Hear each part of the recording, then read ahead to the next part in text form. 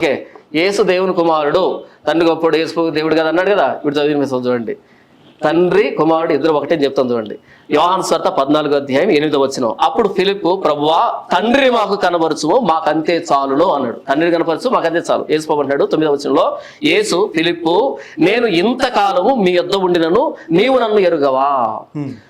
తండ్రిని చూపించట్టు ఈయనేమంటున్నాడు, ఇంతకాలం నీతో ఉంటే నన్ను ఇంకా ఎరగవా అంటున్నాడు. దాని తర్వాత నన్ను చూచిన వాడు 2 నిమిషాలు ఇచ్చాడా? ఎందుకు అంత ఆత్రం? ఆగు, గాబరపడకు. ఓకేనా? ఇంతకాలం నీతో ఉన్నాను, నీవు నన్ను ఎరుగవా అని ఆయన అంటున్నాడు. చూడండి, నన్ను చూచిన వాడు తండ్రిని చూచి ఉన్నాడు కనుక తండ్రిని మాకు కనబరచుమని ఎలా చెప్పుచున్నావు? తండ్రి యందు నేనును నా యందు తండ్రి ఉన్నామని నీవు నమ్మట్లేదా? నేను మీతో చెప్పుచున్న మాటలు నా అంతటి నేనే చెప్పట్లేదు. తండ్రి నా యందు నివసించుచు తన క్రియలు చేయుచున్నాడు. తండ్రి నన్ను చూస్తే తండ్రి చూసినట్టే, తండ్రి చూస్తే నన్ను చూసినట్టే.